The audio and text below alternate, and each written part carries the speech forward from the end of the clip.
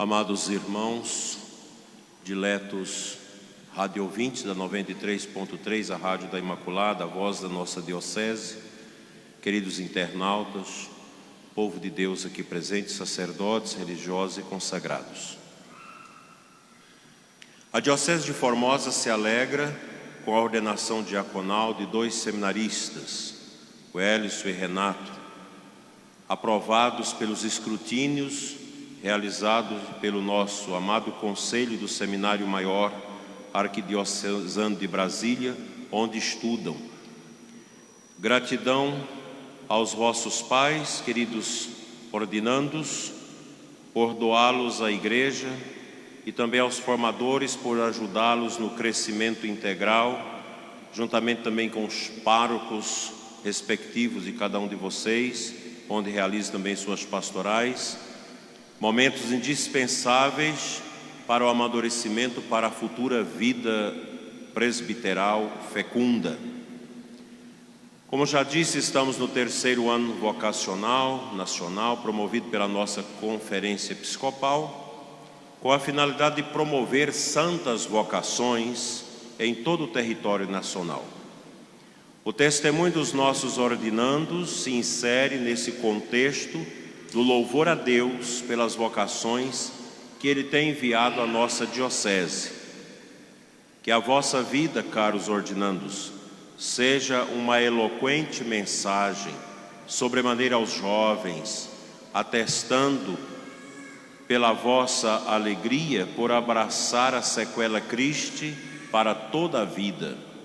O desejo do céu e de salvação de vossas almas deve ser o alento indispensável nesta caminhada para Deus, arrastando convosco muitas almas.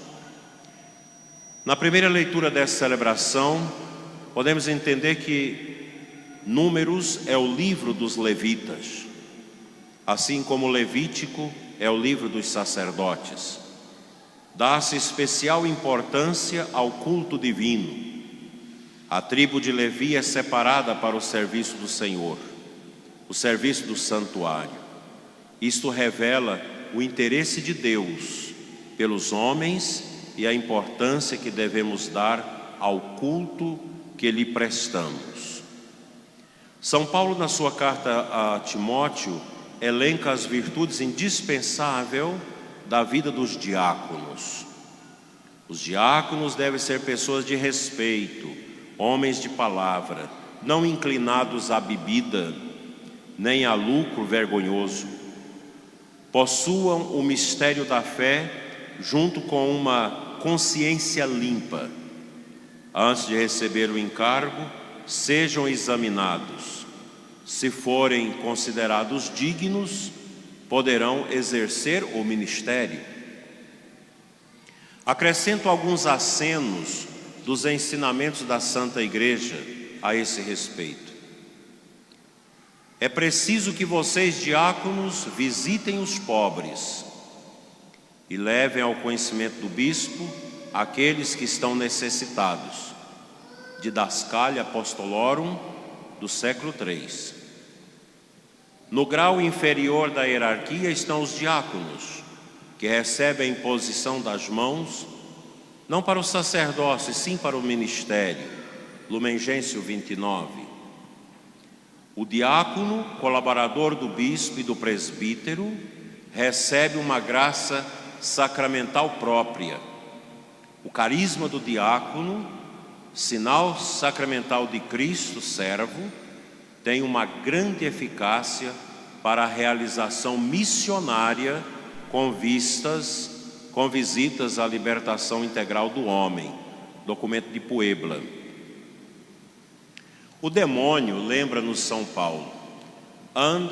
Pedro, anda ao nosso redor, como um leão que ruge buscando a quem devorar. Para não cairmos nas mãos do nosso adversário, o Senhor quis confiar-nos aos pastores do seu rebanho, em primeiro lugar os apóstolos, fundamentos da igreja e testemunhas oculares da ressurreição. Em seguida aos bispos, sucessores dos apóstolos, encarregados de apacentar o rebanho, a Igreja de Deus. Por fim, aos presbíteros, empenhados em pregar o Evangelho e celebrar o culto divino, como verdadeiros sacerdotes do Novo Testamento. Os diáconos, como servidores dos bispos e presbíteros, unidos em comunhão, integram ao conjunto dos operários da messe de nosso Senhor Jesus Cristo, pelos vínculos de uma íntima fraternidade sacramental. Catecismo da Igreja, aliás, Código de Direito Canônico, 1568. Cristo deseja ao mesmo tempo que nós, pequenas ovelhas de sua grei, rezemos para que Ele nos envie pastores segundo o seu coração. A messe é grande, mas os trabalhadores são poucos. Pedi, pois, ao dono da messe que envie trabalhadores para a sua colheita. Dediquemos esse dia a rezar de modo especial pelas vocações.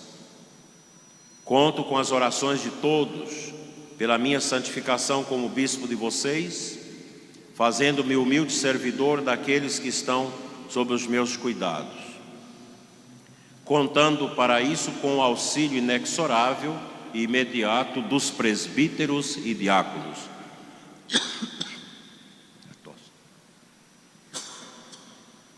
O Catecismo da Igreja, no número 1570, nos ajuda a compreender de forma resumida o augusto ministério dos diáconos.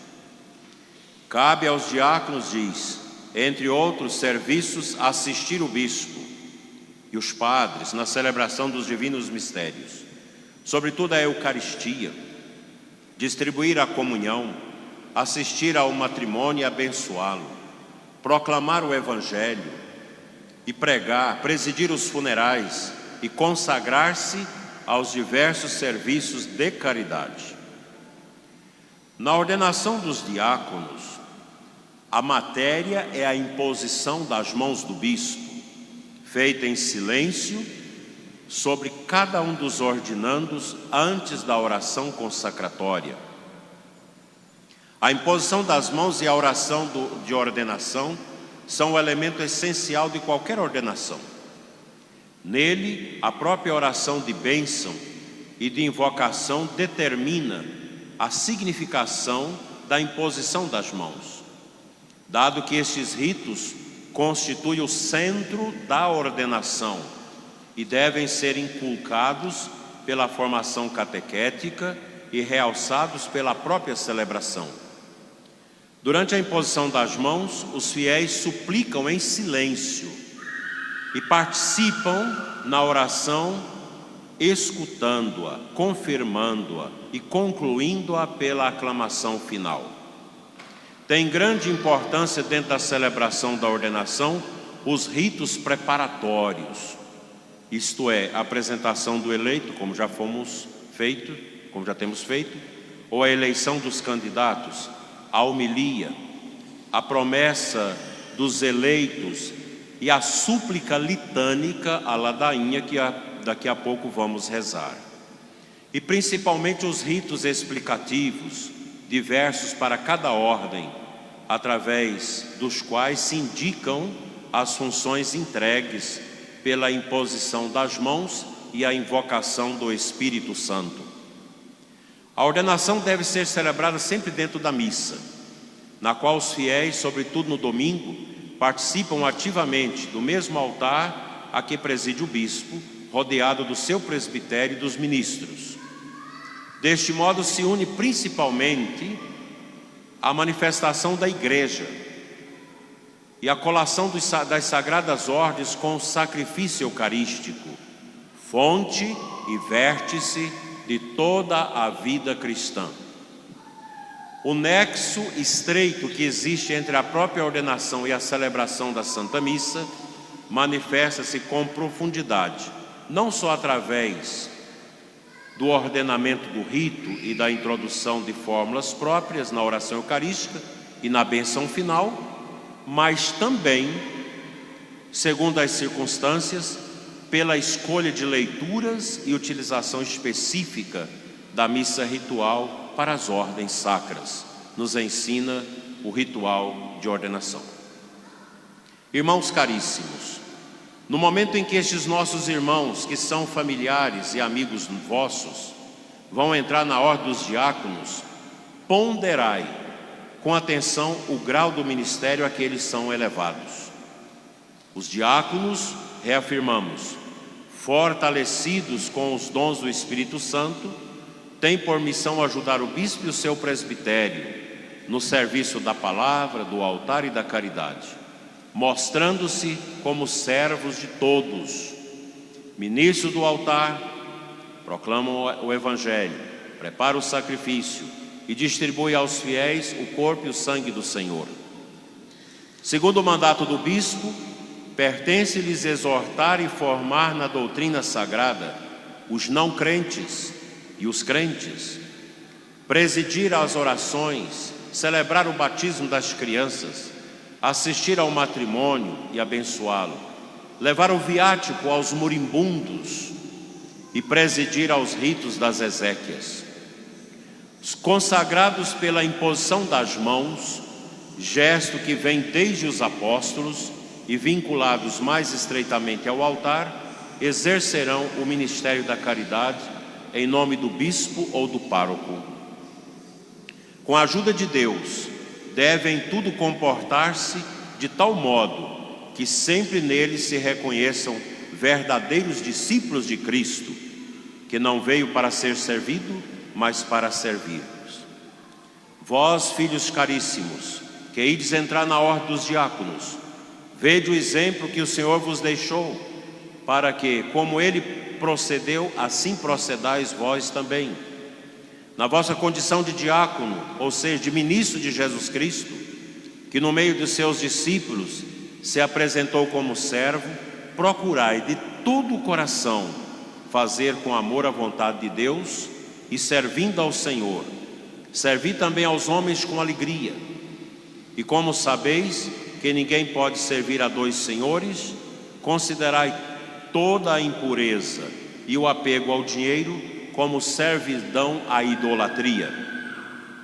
No momento em que vos aproximais livremente da ordem do diaconato, à semelhança daqueles que outrora foram escolhidos pelos apóstolos para o ministério da caridade, deveis ser homens de bom testemunho no Espírito Santo e cheios de sabedoria.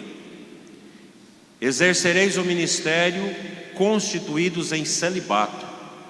Este é, ao mesmo tempo, sinal e estímulo da caridade pastoral e fonte da fecundidade no mundo. Impelidos por sincera caridade para com Cristo e vivendo a perfeita consagração nesse estado, unir-vos-eis mais facilmente ao Senhor de coração, indiviso. Entregar-vos-ei com maior generosidade ao serviço de Deus e dos homens, e mais livres servireis a obra da regeneração sobrenatural, não devendo esquecer-se da obrigação com a recitação da liturgia das horas. Enraizados e firmes na fé, apresentai-vos irrepreensíveis e puros diante de Deus e dos homens, como convém a ministros de Cristo e dispensadores dos mistérios de Deus. Não vos aparteis da esperança do Evangelho, do qual deveis ser ministros e não apenas ouvintes. Guardai o mistério da fé numa consciência pura. Mostrai-vos em vossas obras a palavra de Deus que pregais com os lábios, para que o povo cristão, vivificado pelo Espírito, se torne oblação pura, agradável a Deus. E vós, quando fordes ao encontro do Senhor no último dia de vossas vidas, possais ouvir da sua boca: muito bem, servo bom e fiel, entra na alegria do teu Senhor. Por fim, neste último ano que ainda vos resta no seminário, para a preparação final, a fim de serdes elevado à ordem do presbitério ou dos presbíteros, procure aprofundar na doutrina e na compreensão das fragilidades deste mundo, que caminha para um ateísmo e total secularização. Procurem conhecer bem as fragilidades do sistema, do establishment, que quer se impor e desconstruir a pessoa humana e a igreja. É urgente conhecer e combater os falsos mestres ou mestres da suspeita. Entre eles, Emmanuel Kant, que nega a verdade. Sigmund Freud, que nega a moral e insere a pessoa nos limites circuncidados pela libido. De Karl Marx, que endeusa a história, nega Deus, escarnece da religião e estabelece a famigerada luta de classes. Conhecer e combater espiritual e pastoralmente a revolução cultural marxista. É preciso estudar isso em profundidade. É uma obrigação que se impõe a nós todos para impedir a expansão do comunismo, acasalado em nossos tempos com a nova ordem mundial e a maçonaria, que deseja resetar a vida cristã judaica da história. Tempos sombrios e exigentes, tempo de martírio e de exigente espiritualidade e de grande confiança na centralidade da graça divina que nos move. Que a Virgem Maria, Regina Apostolorum, a Imaculada Conceição, proteja todos os que Deus, em sua providência, escolheu como ministros e dispensadores dos seus mistérios. Enviai, Senhor, trabalhadores santos para a vossa messe. Amém.